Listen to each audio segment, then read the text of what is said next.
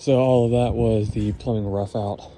So we got all the siding on, we got the roof felt on, and we're gonna paint the exterior here soon. We got the plumbing rough-in going in. We're gonna get the electrical rough-in going in as well. And then the HVAC rough-in will be going on next couple days as well.